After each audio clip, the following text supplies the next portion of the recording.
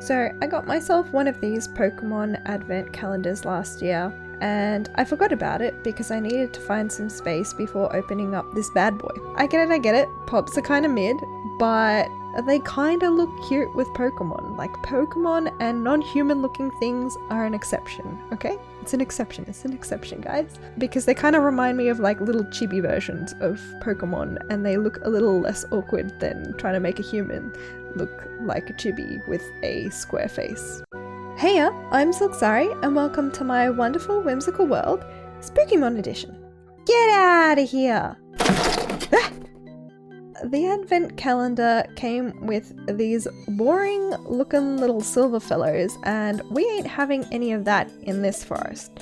So I'm gonna be repainting them. I'd also like to preface the quality of this video varies. I decided to stream this and didn't account for the fact that things may go wrong, as they usually do when I stream.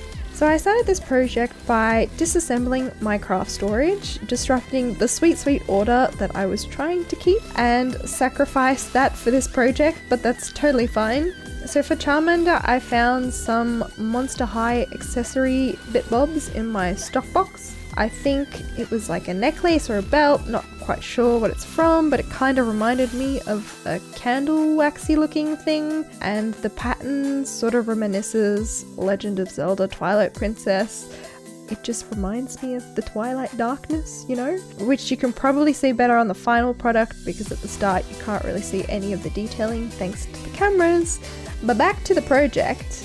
I cut the belt thingy into a few pieces and glued them on with the lovely multi-grip Afflix solvent-based adhesive, or as I like to call it, MSB for short. Once satisfied with that, I decided to put a gem that completely gets covered up later, so that was pointless.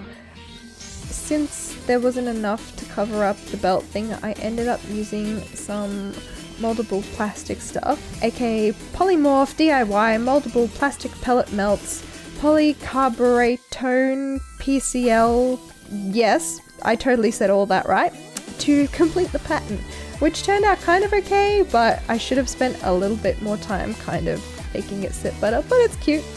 Added a little horn to complete the look, and then Pikachu got some 3D ear bonage from the accessory stock box also. This is where I moved to contact cement as my glue of choice because the MSB was just not cutting it for me.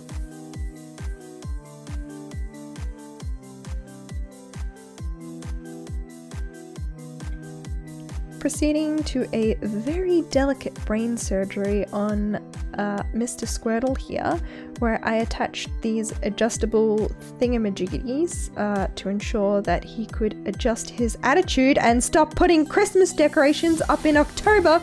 You know who you are. It's unacceptable. Don't do it. One eternity later. It's too early for Christmas. Shoo.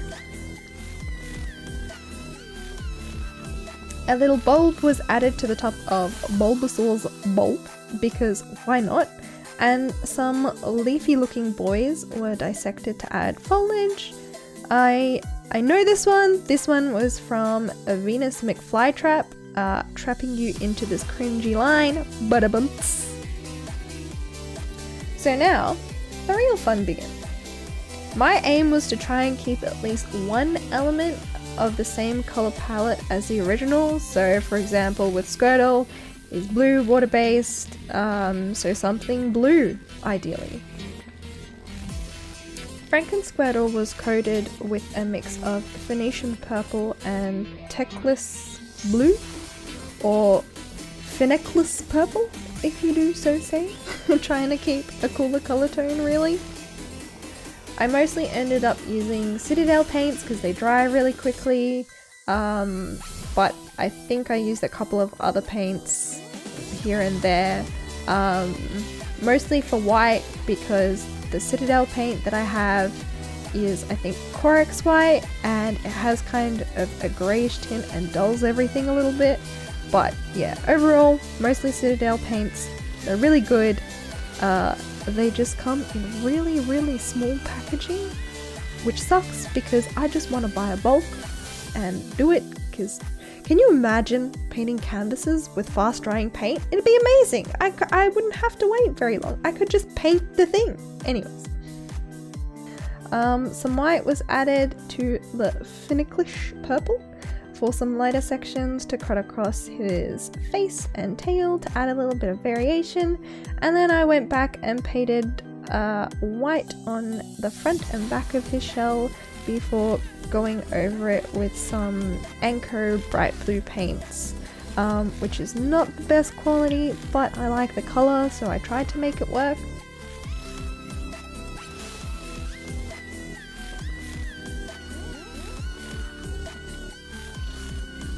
He also got some lovely white eyes, which you will see remains consistent amongst the family. Once satisfied, the eyes were approximately the same. I added some silver sutures to ensure his head stayed together, and some on his tail and other bits and bobs where he needed them, and some blue detailing to his safety bone. So let me tell you a little bit about how I came up with the idea for this lovely project. Initially I thought, oh, what if I painted these as shinies? And then I googled them. What the hell, Pokemon? Like really? You couldn't have added a little more spice than a mild hue change? Pikachu is just slightly more saturated. Squirtle is basically less saturated. Charmander, why? I mean, at least they made an effort with Charizard, but like seriously? And then Bulbasaur is just a dash bit more green. Come on guys, we got some spicier shinies in there. You could have given us just a tidbit, you know? So I scrapped that idea, and I was scrolling through my file of miscellaneous saved inspiration when I came across this Bulbasaur image by Asks, I think that's how you say the user. Anyways, it got me thinking about Pokemon and Halloween, and this video was technically supposed to come out at the end of Halloween, but you know, life happens. So I was kind of just looking through some spooky art, and I thought, you know what if I just spookified these little boys and made them spooky? I tried adding some purple pastels, but it didn't really do much because I totally didn't forget to seal it to make sure that it worked effectively here, but that's totally fine. Finally, for the base, I smeared it with some Misper and covered it in some purple broken glass resin stone filling UV epoxy filter DIY craft nail art decoration handmade jewelry mold fillings. Pikachu got his white rib cage and other various bone bits that he requires to function installed in a painstakingly slow and delicate pace with the clumsy tactile mechanisms that I like to call hands. I had to go over the raised bonage bits a few times to try and keep it a consistent opacity, which in hindsight didn't really matter that much, but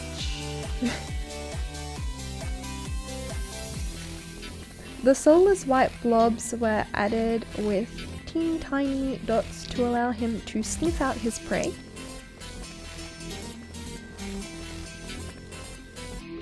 I painted the cheeks with a dark purple, which I eventually decided just looks like he has two grapes on his cheeks, and opted for the classic yellow color that is Pikachu.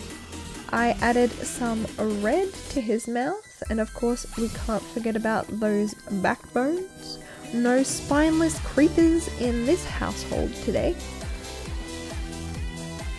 Added a little bit of wash to his bone crevices because ain't nobody got time to paint those individually. I got fur babies to feed.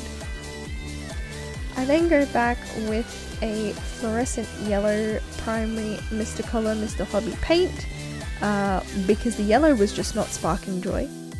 Not entirely sure what type of Mr. Color paint this is. It's all in Japanese, and my current level of Japanese is, ooh, I recognize that hiragana.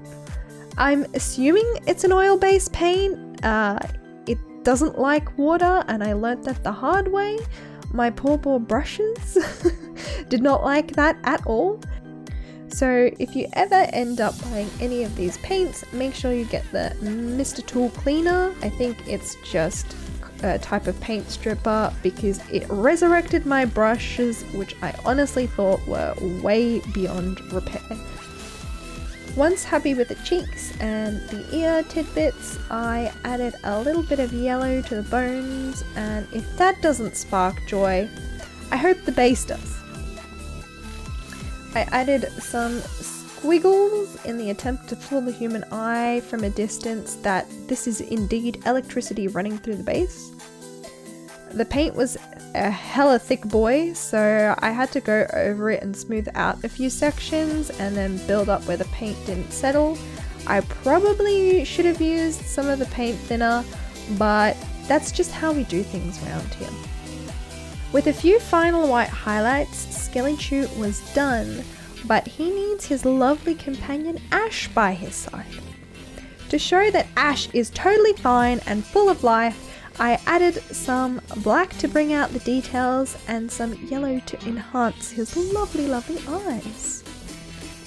The bulbous bulb got two lovely coats of Willish Ginder orange, otherwise Wild Rider red and Flash Glitz yellow combined, basically just highlighting with a slightly lighter Willish Ginger orange from the top down, then going back with my good old yellow paint to add a little bit of more lightening across the top, and then some red down the bottom, trying to get in the little pumpkin lines to highlight some of those areas and make them a little bit more prominent. The flower bit bulb at the top gets covered in a lovely coat of yellow and a little bit of white so that it now resembles a unfairly proportioned candy corn. I then coated Bulbasaur in what I deemed to be a perfect witchetty purple, a combination of purple, red and a smidgen of black. To reduce the resemblance to the American candy and make the bulb a little bit more pumpkiny, I go back in with some black and white flecks to add in those beloved pumpkin freckles that we oh so love here, dabbing some larger dots for variety. Realizing my mistakes, I go back and clean up the mess with some freshly brewed witchetty purple, adding in the obligatory white soul goggles, red gob, and tiny little teeths. So tiny, so small. I tried to mix a lighter red for her cute little beauty spots, but decided that black matched her soul much better. To spruce up the leaves, they got a coat of light green, adding some dark green and brown to one end and then yellow to the other, ensuring the middle was still indeed green.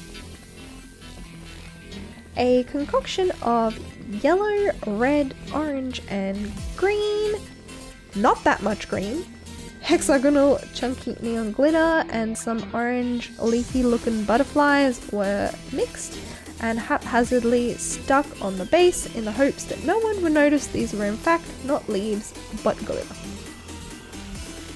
The greenery was then stuck into place with some black flowers that were definitely not there to try and hide the connection points of the leaves.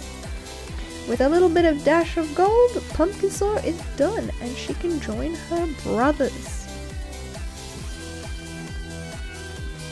If you think I learned to fix my camera angle, you are very wrong.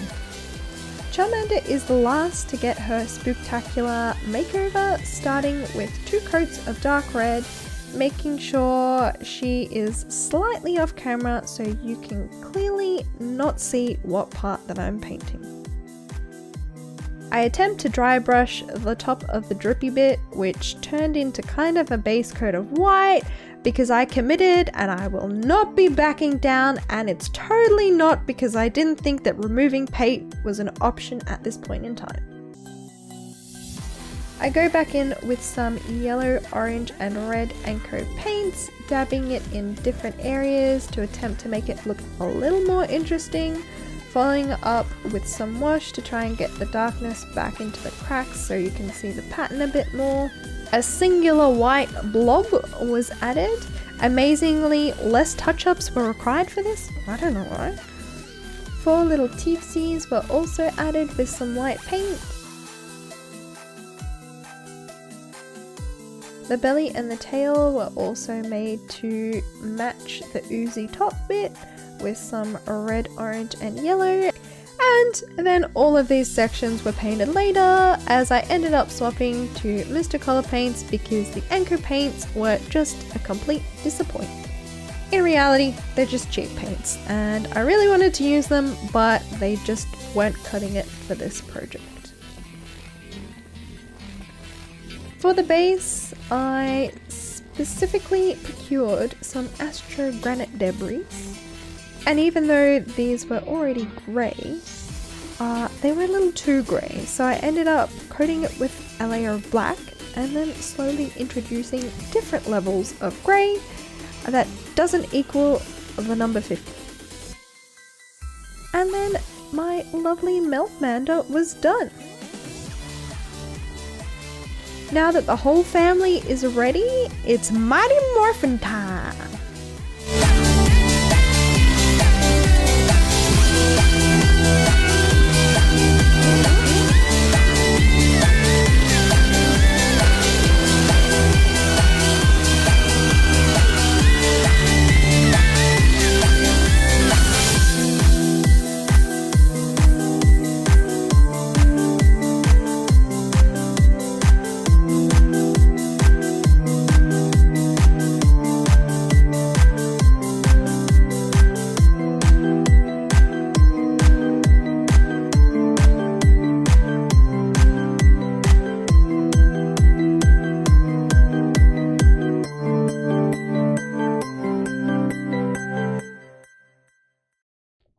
Heya, I'm Zilxari, and welcome to my wonderful whimsical world, Spooky Pokémon.